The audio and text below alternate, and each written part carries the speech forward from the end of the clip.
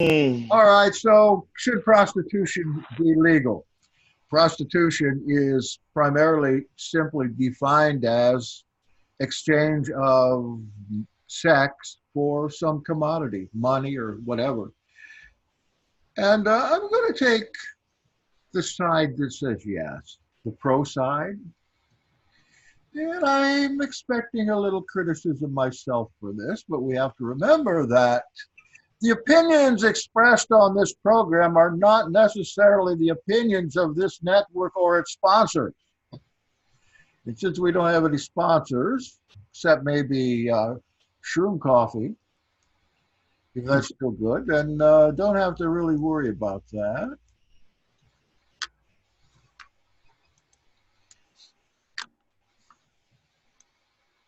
So here's the first section of my argument.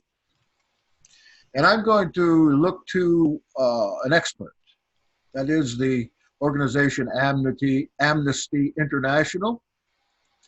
From its paper, Amnesty International Policy on State Obligations to Respect, Protect, and Fulfill Human Rights of Sex Workers. Amnesty International considers that to protect the rights of sex workers, it's necessary not only to repeal laws that criminalize the sale of sex, but also to repeal those which make the buying of sex from consenting adults or the organization of sex work, such as prohibitions on renting premises for sex work, a criminal offense. Why, of course, I would like to rent out my spare room for such practices. The fact is that various aspects of sex work, they're treated as criminal conduct in many countries. It means that sex workers can't rely on support or protection from the police. For many sex workers, reporting crimes experienced during the course of their work means putting themselves at risk of criminalization and or penalization on the basis of their involvement in sex work, seizure of their earnings, potential loss of their livelihood through related sanctions and or monitoring by the police to detect their clients. As a result, sex workers are frequently unable to seek redress for crimes committed against them, thereby offering impunity to the perpetrators. In addition, the stigmatized and criminalized status that sex workers experience gives law enforcement officials in many countries the scope to harass, extort, and perpetrate physical and sexual violence against them, also with impunity. When they're not threatened with criminalization or penalization, sex workers are thus able to better collaborate with law enforcement to identify perpetrators of violence and abuse, including human trafficking. Now, why would Amnesty International think that the police would take advantage of these people? I don't know. What do you say, Allison? I don't know. I think that they would perhaps take advantage in a protection sort of situation. We'll protect you if you give us some fringe benefits or something. Police can Oh, be police can be a little corrupt, but honestly, what I've got is a little different than your first point. Um, and this is a quote from former President Jimmy Carter. This is oh, against it. Some, and I quote, some assert that this profession can be empowering and that legalizing and regulating all aspects of prostitution will mitigate the harm that accompanies it. But I cannot accept a policy prescription that codifies such a pernicious form of violence against women. Normalizing the act of buying sex also debases men by assuming that they are entitled to access to women's bodies for sexual gratification. If paying for sex is normalized, then every young boy will learn that women and girls are commodities to be bought and sold. oh my goodness. You think it would get that far? Well, I think it's already sort of there.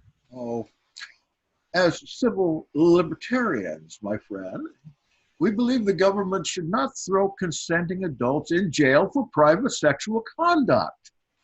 An adult who chooses to engage in sexual activity, whether for recreation, procreation, or in exchange for something of value, makes a private individual choice that should not be subject to criminal sanctions. Our rights to individual autonomy and privacy allow us all to make these decisions as adults. And as advocates for equality, as we say we are,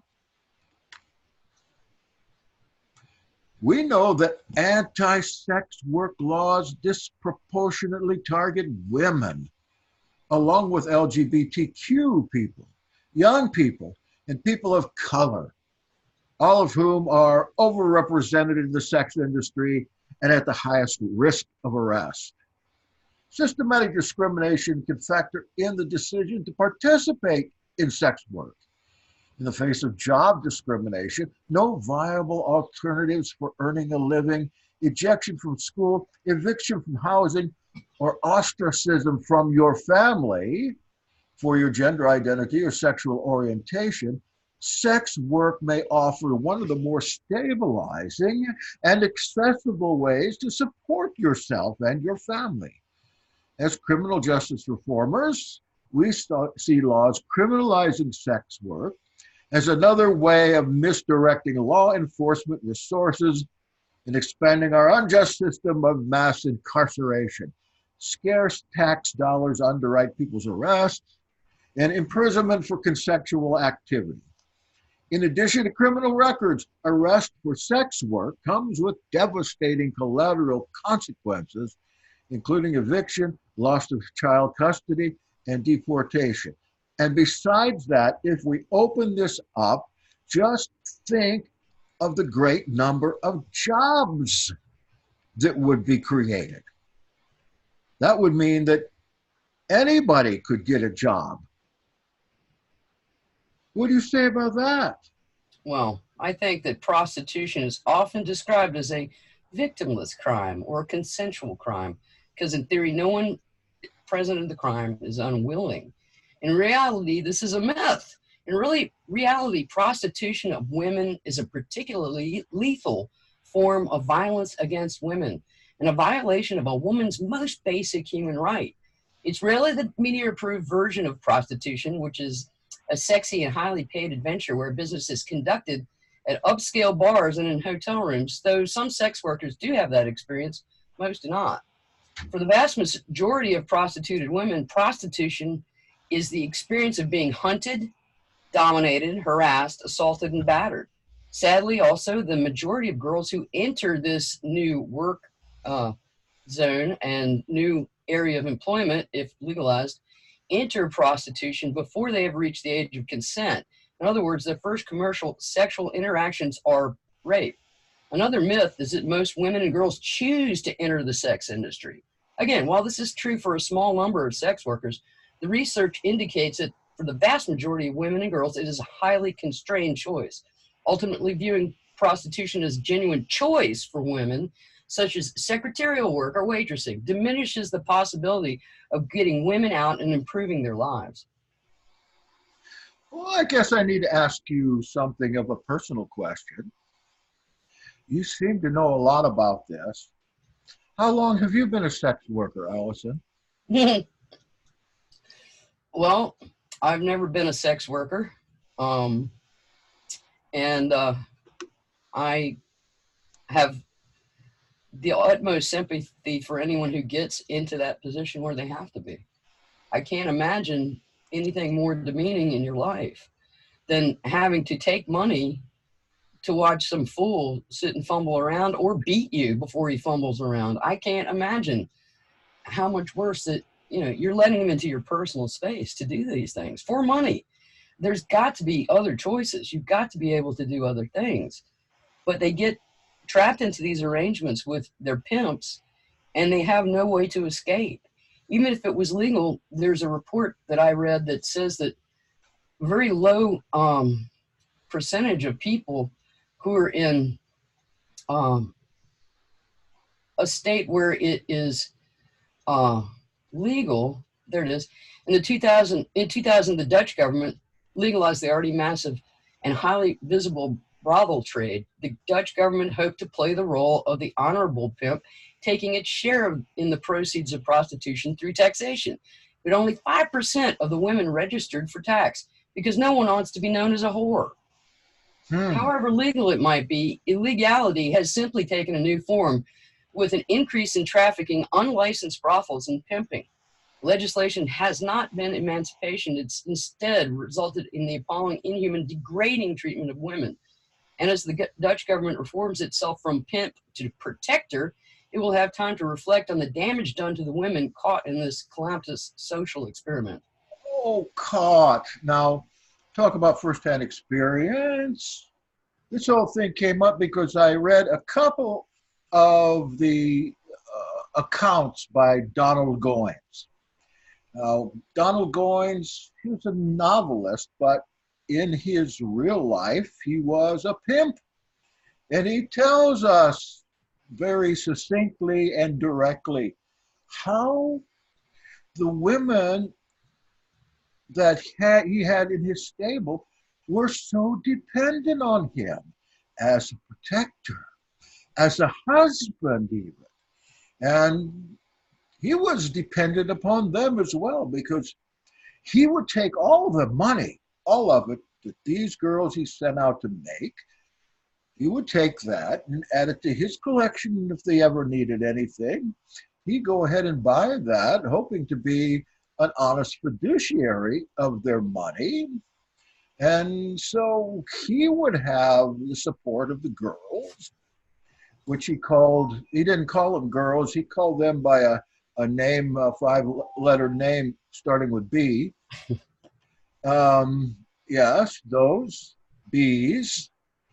And he wouldn't have to do anything but see that they got to work and give them a lot of incentive to get out there and ply what he considered to be a very reasonable trade that really anyone that wanted an easier way of life could get into. And legalizing this would very much justify some of Donald Goines' writings about this. Now, Donald Goines was a black man who came out of inner city Detroit, and having run stables of girls for over 30 years, his whole life actually, at least the years that he wasn't in prison, sex, drugs, money, it all worked together instead of giving a result of something bad or demeaning. It was quite respectable and profitable as well. Now, I think he would say if you want to do something about this, really, you need to moralize the men and women, because there are male prostitutes too, mostly used by men. All right, we'll just go ahead and say it. Moralize the men, and there would be no longer any call for call girls, whom he called bees. What can you say about that? Well, Or do you give up now? I do believe that prostitution is not a regular consumer transaction, it's sexual abuse. The buyer's disregard for mutuality and ability to treat another person as a sexual object are fundamental to the act. It's violence against the person who's being paid. Responses to the sex trade, which have attempted to skirt over this inherent harm to sanction it as legitimate business in a bid to quash attendant harms, haven't just failed, they've made it worse. Demand for the sex trade is not inevitable. The sexist attitudes of entitlement that underpin it can be tackled, but that won't be achieved by state sanctioning this exploitative practice in a hopeless bid to contain the dangers associated with it. Sexual consent is not a commodity. Sexual abuse can never be made safe, and the little trinkets that you can receive in payment for a piece of yourself, a piece of your soul, if you put that higher than your own personal privacy and your body, something's wrong. And that's beyond morality. That's just a fundamental human right. if you think you're getting an easy way out, they're not getting an easy way out. It costs them dearly. Okay, well, I'm going to just go back to Donald Goines one more time. I say his autobiographies are on YouTube if you want to.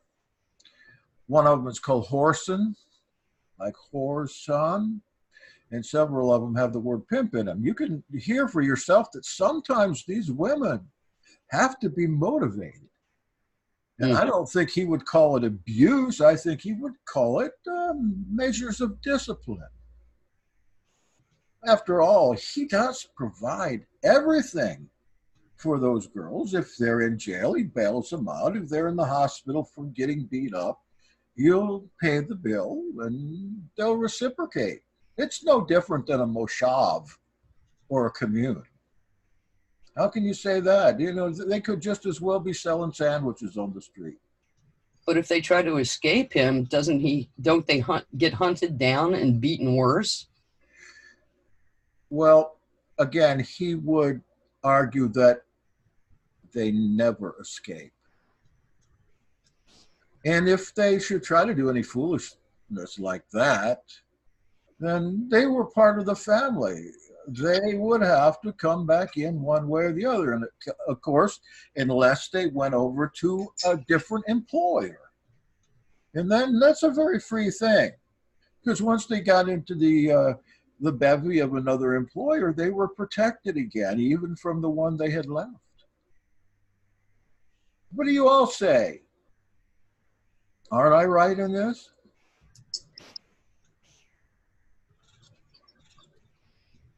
Nobody wants to say anything? Nobody wants to defend me? Oh, no, Allison is way off base here. I think you're out in the cold on this one. Yeah, Allison, you really are way out in the cold. No comment yet? All right.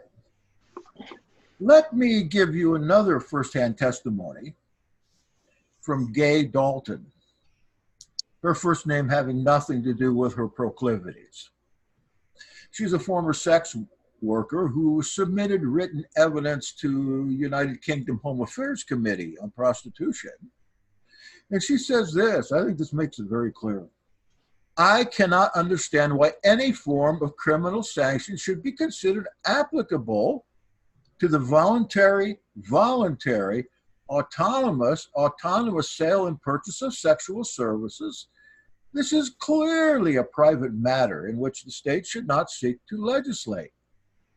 Criminalization doesn't help people get out of prostitution, and legalization does not trap them in it. As a society, we can choose whether to make it easier for people to escape prostitution or whether to make life harder for those who are trapped in it. And I've always believed, she goes on, that any person selling sex has a right to demand whatever resources it would take for them to leave prostitution into a situation that they can realistically thrive and grow in, such as becoming a waitress or a car check girl, or selling cigarettes on the street, $1 each. Come on, let's see if somebody can counter that in some way. Yeah, well, there's an obvious. Sorry, Allison, you go ahead. No, go ahead. There's an obvious issue because not everybody that's doing this is doing it freely. So, the fact that you do have an issue where no matter what somebody says, we're dealing in Donald Goines. It sounds like he might be a resident of 1984 in some way. So, he says they never escaped. He had to correct them. So we have some newspeak or double think going on. So yes, you take care of them, you're dependent on them, but really are you? Because if they left or if they died, you just get another one. And how are they your family if you're going to allow your family to be abused or degraded? That's the way I see it anyway. Well, now, don't you think that these men who help these women,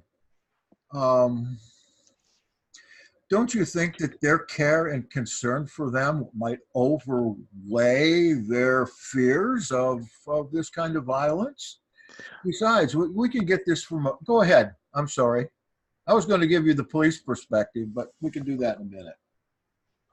Oh, no. I don't have any more really to say. You were asking a question. I would say that it sounds to me, from what I've seen, and it's it's I'd say it's fairly coercive. Of course, I have no clue what really is going on, but I'd say there's a fair bit of coercion involved. If they wanted to get out, would they be allowed to get out?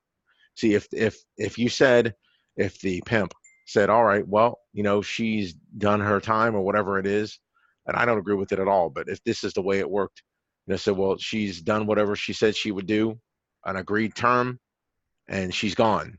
Or whenever she wants to leave, she can leave. I'm not going to go and do anything. But of course, since it is illegal, she could report him. And, that's what he's scared of, really. He doesn't want to get in trouble. He doesn't want to be reported. Well, from what I've been told, the black church, the pastor is, in fact, a pimp.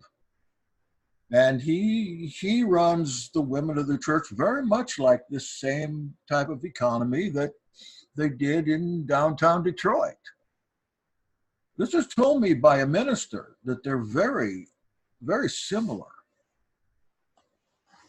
Not to throw race in, but might as well. Everything is fair game in this game. Go ahead, Lucette. I was just gonna follow up on what Governor said. There's no getting out because most of them are so drugged that they are never in their right minds. They're never thinking straight enough to think that they can even get out. And when they start to think that way, they either get rid of them, however that's done.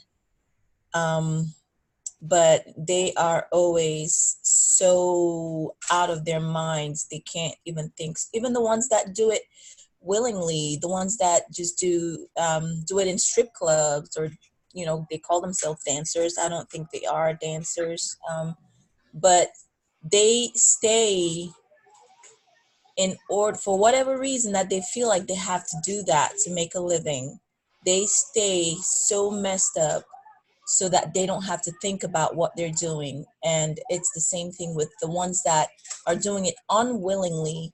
They drug them so much that they are never in their right minds. They will never even think about getting out, because when they start to see enough to where they realize where they are, they do want to get out, and there's no getting out. Well, isn't there an easy fix to this, like decriminalizing hard drugs like heroin? Not going to happen. There's too much money to be made in these illicit industries for that to happen. There's no interest in decriminalizing drugs. There is really no interest in decriminalizing even prostitution. I just want to piggyback on something that we're forgetting in this, and I'm going to throw the religious aspect to it. If you look into what the Bible says in the book of Leviticus, the Bible specifically talks about things like this, that if you are to have something like this, you shall not be sold for money. And when with this industry, sex is being given for money. And Yahweh is very specific about this type of behavior. So, the Jimmy Swaggarts of the world that would go around there and sneak around there and pick up one, or Jim Baker, whoever it is and surely for a Torah observant believer, it's a no-no. If you want to have sex, Yahweh has provided that context, and that is through marriage.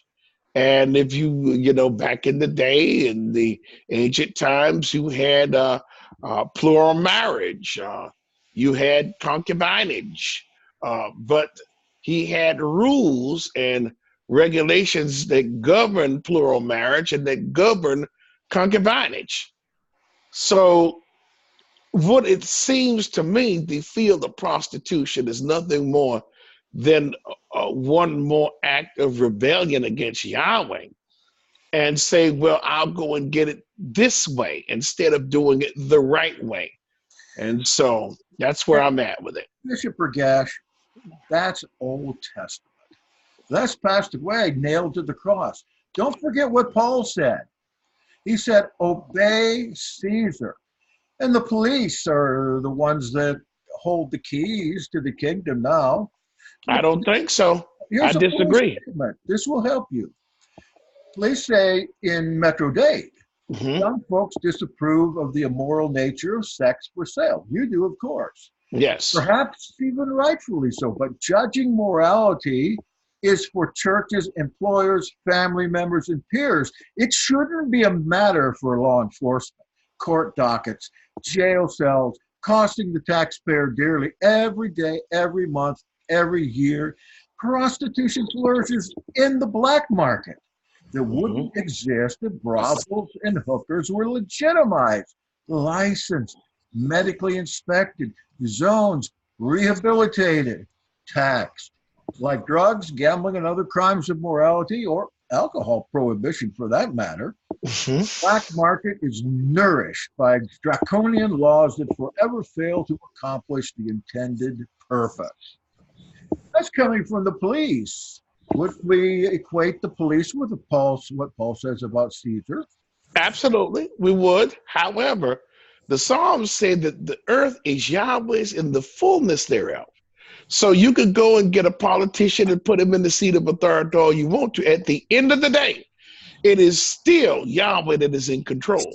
And he said that this behavior is wrong, that it's ungodly, and it is so. And whether the political climate of the day say, oh, we want to legalize these types of behaviors, oh, it's Old Testament, oh, it's draconian, oh, well, too bad. Yahweh said it, I believe it, that settles it. It's wrong. And it's an abuse. And it's one thing we're forgetting, it's an abuse of the very image of the Almighty.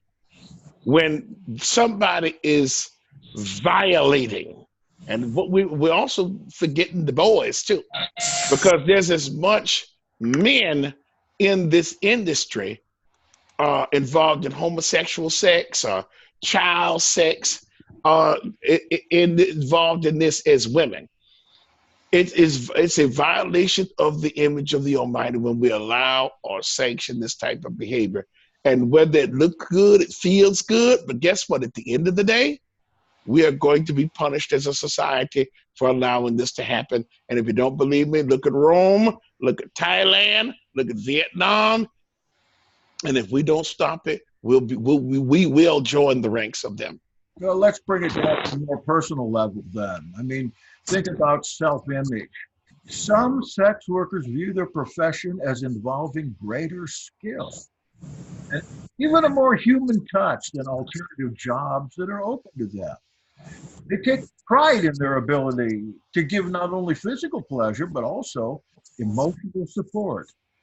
Needy people who can't get sex any other way. What's all that noise? Are you trying to interfere with this? Actually, is that where you are? Who's got their thing on mute? That's not us. Who is that? I don't know. Maybe it's some outside influence wanting to shut me down. Position on this. Well, put everybody on mute. That's how you do that. All right. I have something to say, so don't mute me. Okay. Who is this? That's Ann.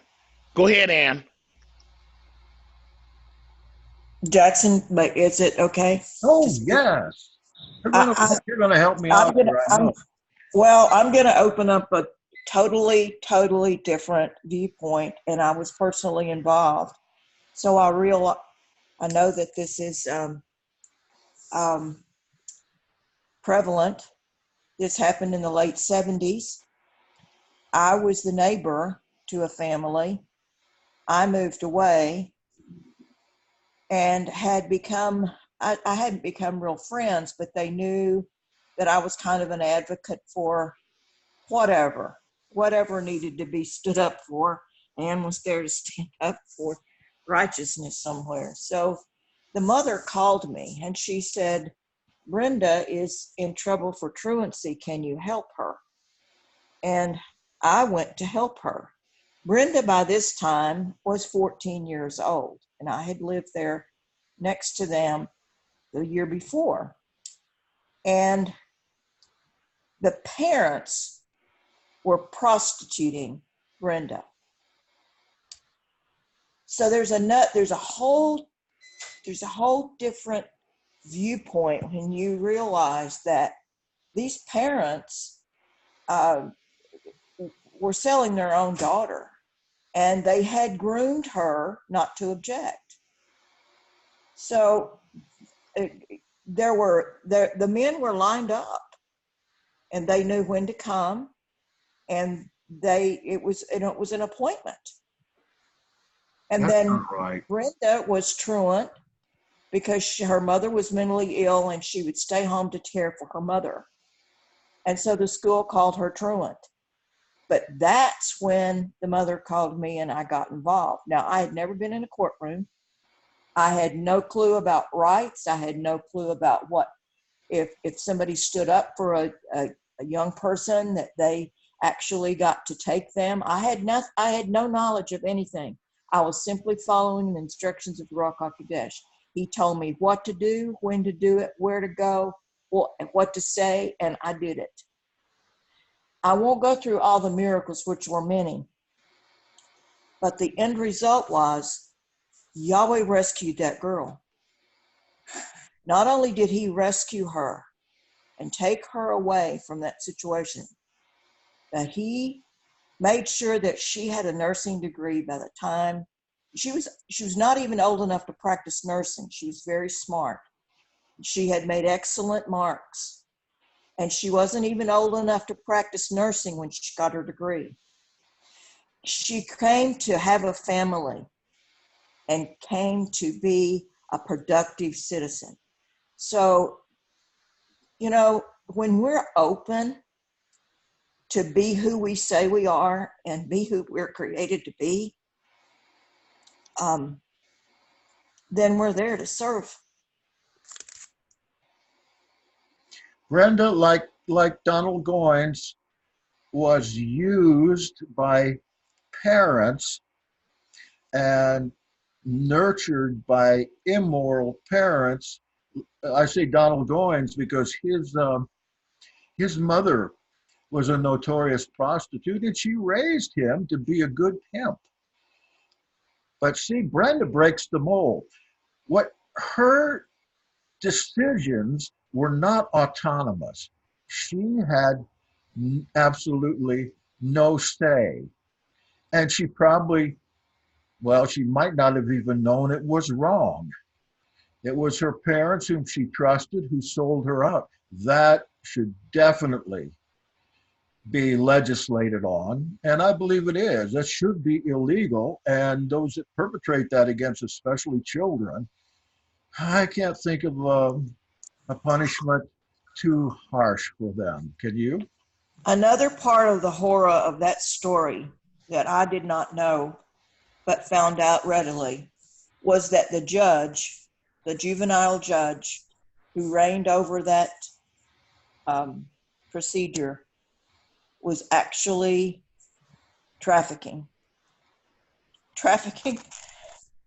anything he could traffic.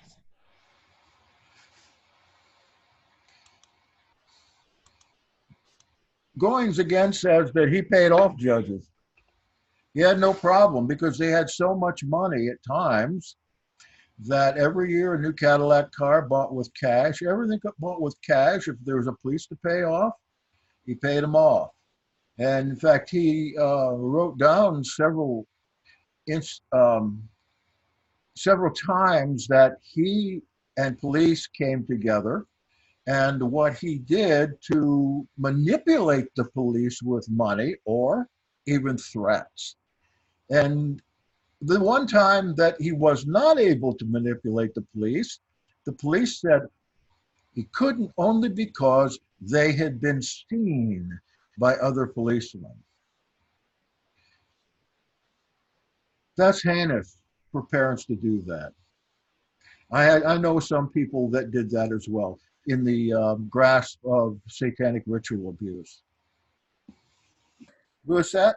Another angle that we're not examining is um, not necessarily in the childhood part of it, is just the fact that the society is diminishing the sanctity of our virginity. That is so key to how we view this in a moral, but more on a personal level. If they can, when I came to the United States, it was like a bad thing to be a virgin. Yeah. And at 21, I was like, oh my goodness, I'm a virgin, because it was a bad thing.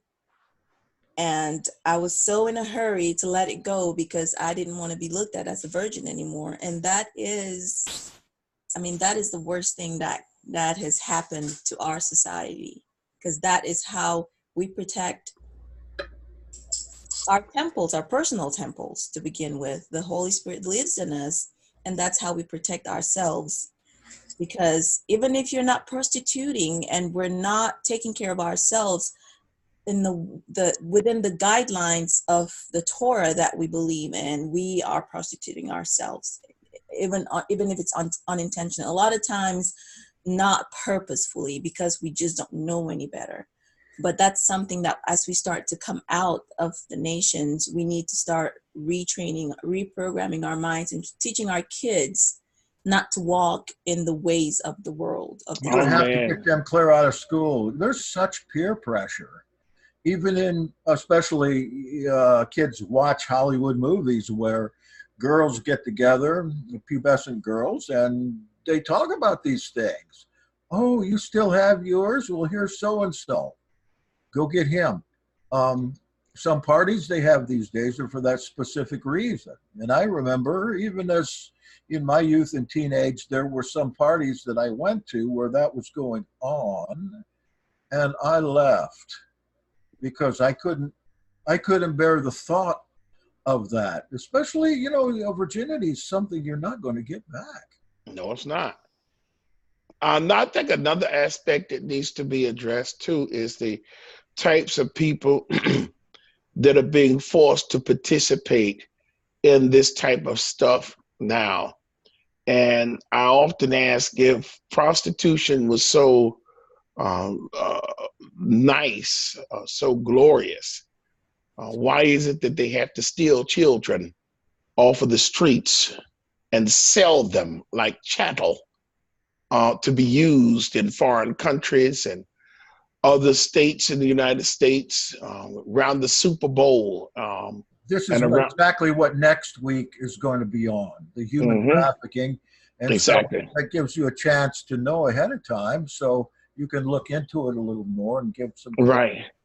But my point is that if this is so good, if this is something that's between consenting adults, why are they now moving to the next level? Children, persons with disabilities, persons that are not in their right mind via drugs or mentally ill or whatever. Why are we now going to the most based or what we consider the lowest level part of society and stealing those individuals and using them? Because that's Satan. That's exactly it. That's it. That's it. Genesis 6. That's exactly it. Yeah, the fallen is demonic. That's exactly. Hold on, let me finish my point, then y'all get it. This is exactly my point. If this is so good, then why are we doing these things? Why are we allowing these things to be done? And why is it that believers are staying silent? There are those that are standing up, and they're finally getting it in places, and they're standing up against this type of behavior. But before, it was just something that was quiet. And, they didn't happen to my child, so I don't really care. Didn't happen to my cousin, so I really don't care. But when this stuff started to hit home, just like the opioid crisis, when it started to hit home, now it's a problem and everybody wants to get involved. This has been going on for a long time, and it's becoming more violent, and it's starting to harm those who cannot protect and defend themselves. So no, this is not something that should be legalized. This is something that should continue to be outlawed, and we should actually get tougher on this stuff. We need to do something more. If you're going to try to legislate that, it's going to take more than a comment of outrage on Facebook. Absolutely. You're going to have to do more than that. Well, there is, I'm not quite sure what you would do. Obviously, yes, it's going to take legislation, but also it's going to take something backed up with teeth. You have to admit certain things. So you mentioned the war on drugs earlier. That really hasn't worked out. There's something that's got to be done differently. Either that you legalize certain drugs. I'm not saying prostitution should be legalized. So, but you'd have to legalize certain drugs or do something that, because right now we have a pretty big problem with the opioids.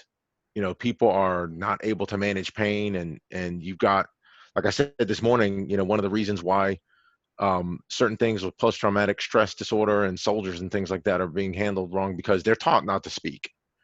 They're taught not to tell what's up with themselves. And, they said they don't have a problem because you don't have problems in the Marines or the Army. You just do what you're told to do. Suck it up, drink some water, and roll on. It's a constant, if I may slide in here real quick, then I'll get back out. But it's a constant that we're teaching this society to be quiet, suck it up, drink water, keep it moving, and deal with your problems. Nobody cares about your problems. Nobody wants to hear about your problem. Shut up. This is the type of society that we're creating. And this is why we got to reach out to young people. That's where the retraining starts. Okay? Go ahead. And here is another aspect we've not talked about yet, but there are young ladies, usually, they're consenting, 18, 19, 20. They get involved in exotic dancing. And they do this to get themselves through college. Now, of course, the money is quite lucrative. I know somebody or know of somebody who is now married. Her husband doesn't want her to stop. Now, her husband doesn't want her to stop because of the money. Now, that says something, Exotic dancing is about showing off yourself, tempting. Do you think that they just dance on a pole? Well, I'm thinking they that have to turn tricks right in the clubs. Exactly. Well, Listen. That's the thing, that the husband does not respect even his wife enough to say, hey, you need to stop that. Whatever it takes.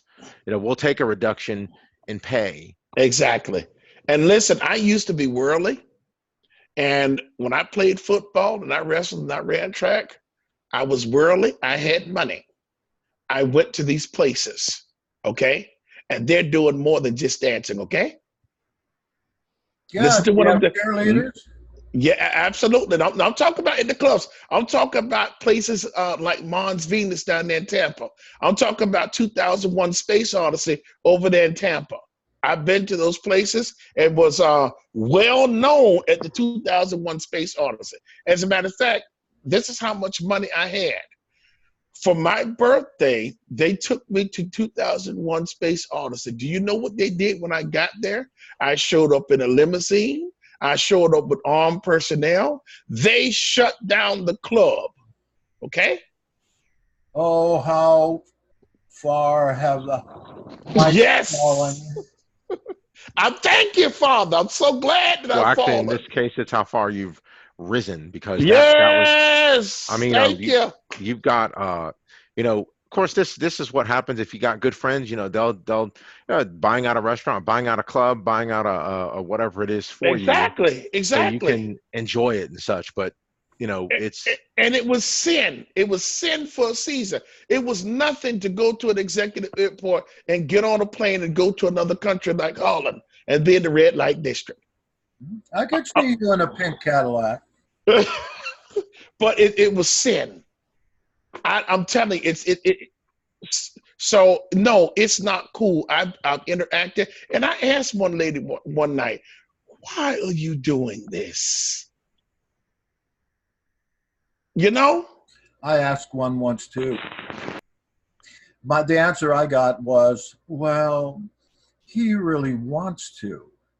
And the girl ended up at the end of that week committing suicide. Well, see that, yeah, there's something obviously off. Like I said, you got the exotic dancers. They're making money for college, but when college finishes, they keep going. Mhm. The money is. I mean, you could make, like I was talking about yesterday, well, not yesterday, but last week with the refugees. They make like $3,874 a month per person. That's more than most people make in a decent job. And the same with the exotic dancers. They're making, it could be $500,000-600,000 a day if you're, or night if you're real good. And that's well, let's say it's $5,000 a week. $20,000 a month. $240,000 a year. That is phenomenal, to say the least. You have to make as much money as you can. Well, that's the way they see it, but then of course it's not. It doesn't. Well, yeah, blood money. It doesn't mention or bring into account, what you're doing, what you've given up, because if it's so easy for you to turn a trick, if it's so easy for your husband to disregard, say, well, hey, those other guys are ogling my wife, and more than ogling possibly. No, it's not just looks. Like you said, they'll go off into the corner or into a private room and they're massaging the guy and touching him, and there's nothing sacred. No. Nothing sacred. All kinds of stuff going on in them places.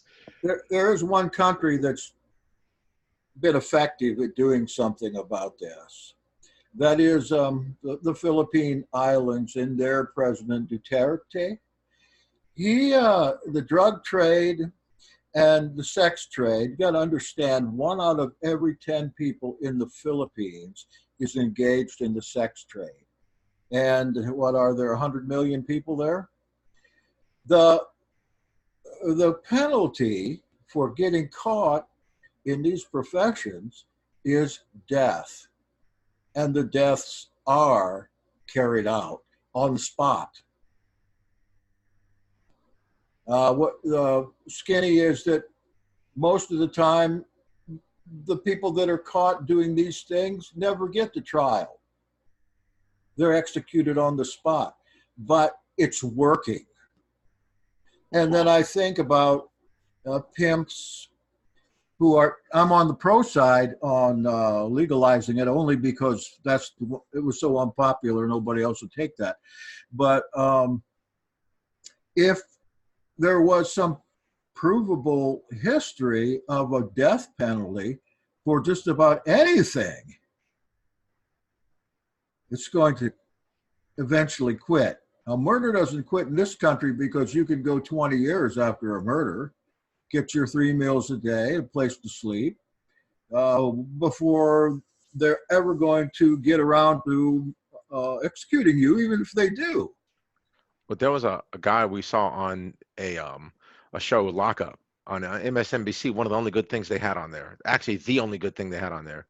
It was a show. It was very. It had liberal leaning bias. However, some of the things they said on there were absolutely true. So there was a guy, I think his name was Angelo Garofalo, a tattooed up guy, part of the Aryan Nation. But he said one of the problems that you have in prisons is lifers.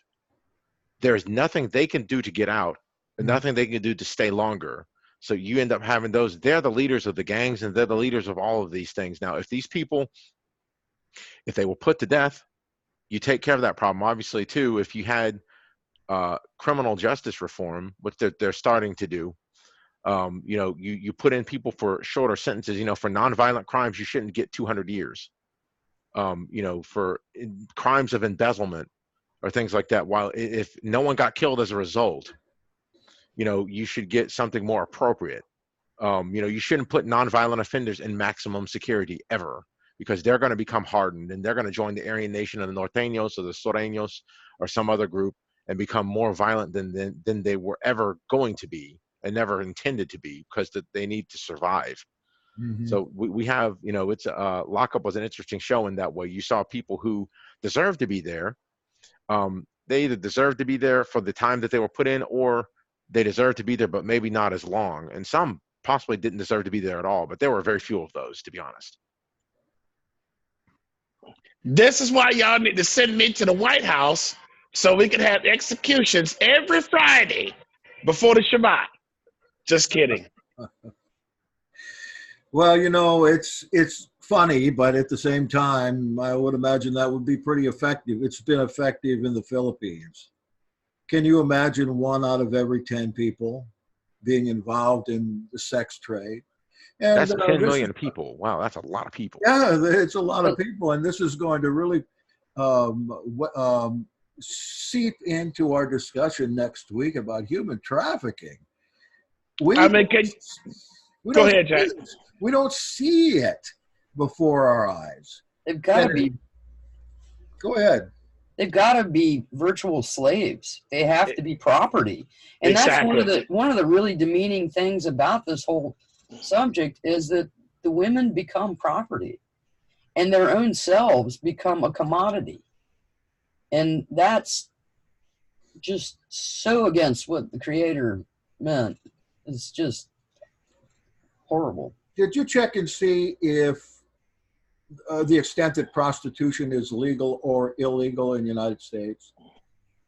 No, I failed to do that. I can do it real quick. We got a minute. While she's doing that, could you imagine every week, every Friday, if you have 400 criminals that have really overdone it, be executed every Friday, starting at noon? I guarantee you we'll cut our crime problem in this country. That's true. But what about, don't you have to have something that Ann just now said? Don't you have to have a prostitute bringing that person, that pimp, to court? Somebody that's been offended, and you know, what if they won't talk?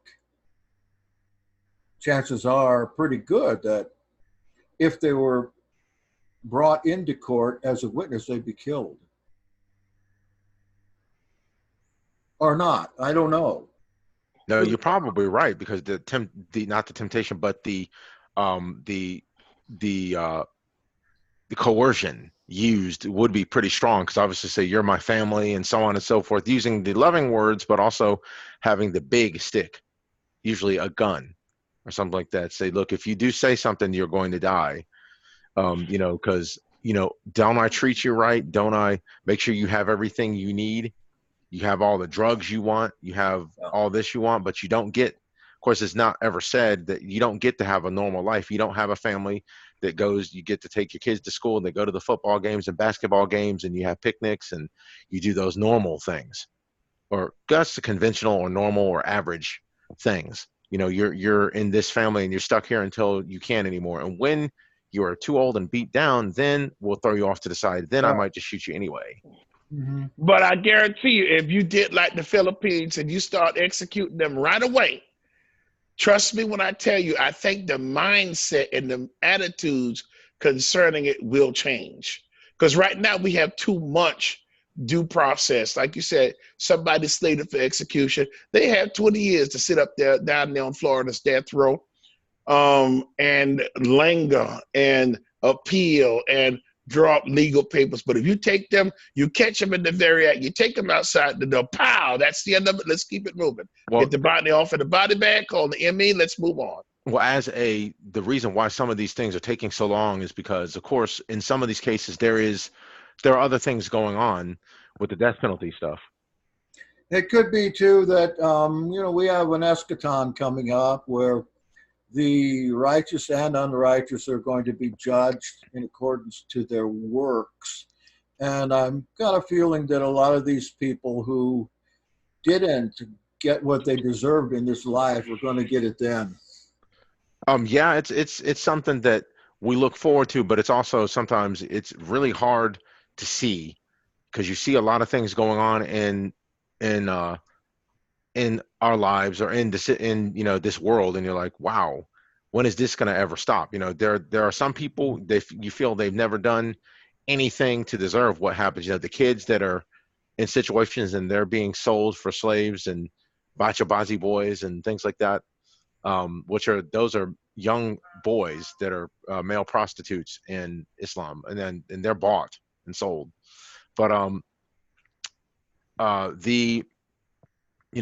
it's like, well, when will that finally come? I'm looking forward to that day. It's something. Well, it was something we should look forward to, but it's also something we should also make sure we have ourselves ready for, so that we're on the right side. So we're not actually, if we get a spanking, that's something different. But if you get, thrown into the lake, that's of course just, you're done, you're finished. Mm-hmm.